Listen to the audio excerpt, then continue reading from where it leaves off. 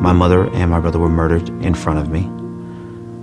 He put the gun to my head, and he had me beg for my life. I was 10. I just turned 10.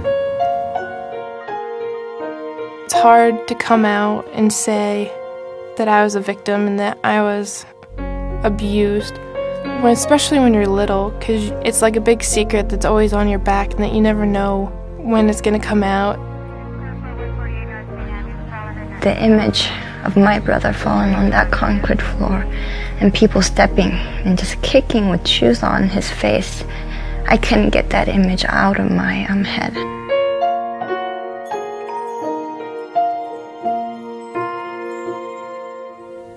Trauma is an overwhelming event. It takes away our safety, it creates a sense of helplessness, and it continues to affect our perception of our reality. Some of the telltale signs of trauma are quite evident. Many of these symptoms, it's not that we don't see them, it's that we don't put together the entire sort of picture of what trauma is. Inability to sleep or interrupted sleep, inability to focus on what's going on, really not able to attend to learning. Adults need to be aware of children who are exposed to violence and intervene early and stop it. I don't like the environment that I stay in. People getting killed every day, drug deals, people getting snatched, raped, cut up. Whether it is a child who witnesses violence or a child who is the victim, you can't be fearful and be able to live your normal life. You have to be able to think clearly, and when you're traumatized, you can't do that. Violence continues then to affect a child in their perception of their community, of their family, that danger is right around the corner. And the brain gets wired to expect danger. My dad started actually physically beating me to the point to where I'd go to school covered in bruises. I don't know how many times I've been threatened to be killed by my own dad. My brother got shot in the head. He ain't make it. It makes you afraid at times. It makes you feel that, oh my God, you know what, I just lost a friend, I just lost a family member.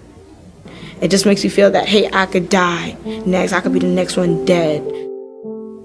What trauma does is it triggers what's called the amygdala in the brain, which is our fight, flight, freeze center. And it truly is a change in the brain and a change in the stress hormones that are flowing through the body. All our brains have what we call alarm systems. Because the brain now has been wired for danger and it's triggered into this fight-flight, we don't just get over a traumatic event. It continues to impact us. I started hearing my mom scream in the middle of the night. And it got to the point where he started beating me and my sisters. I let my anger build up, didn't talk to anybody about it.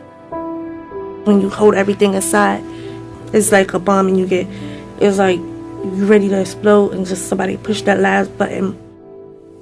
Most kids who've experienced violence oftentimes have experienced multiple types of violence. In the kids we see, the average number of different types of violent trauma is 4. And so complex trauma then affects multiple areas of the brain because it's ongoing. Maybe it's gang warfare, maybe it's drug use and abuse in the family, maybe it's domestic violence, maybe it's bullying at school. And if there is a layering effect of cumulative violence, it changes literally the DNA. It all started off with the hugging game. He would take us into his room. We would sit on his lap and he would hug us, and we weren't supposed to tell anyone. When I was 5, I would have to leave kindergarten class and go home and have sex with this man who was in his 50s. I remember the long walk home and crying and falling down and having to get back up and walking on.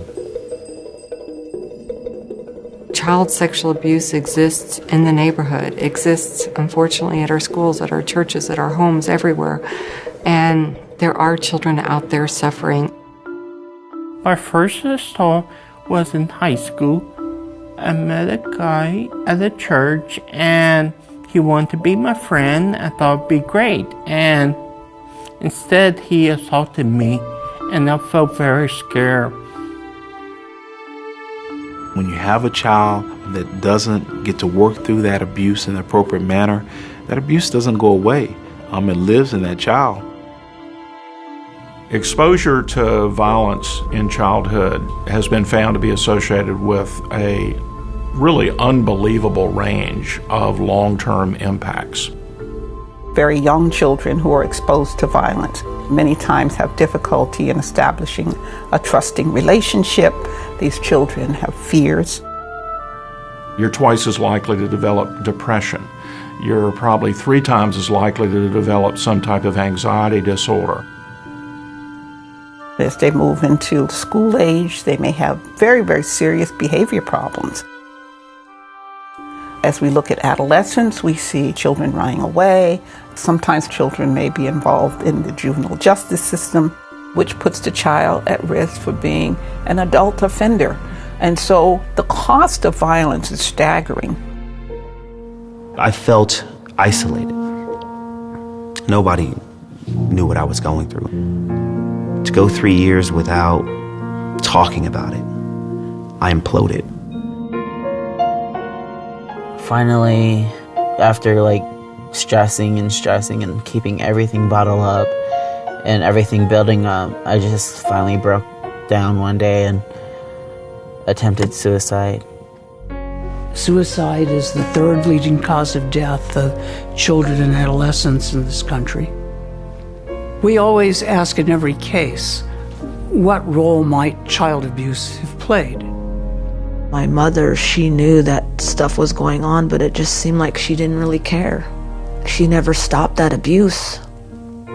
And to this day, I've never forgotten what some of my family members have done to me. These are traumatized kids, and so how do we then, as adults, professionals, caregivers, put a system around children that really is trauma-informed? Happy feeling, good job, okay? What do we do differently to help rewire their brain? And then ultimately, how do we build capacity in order to really help our kids?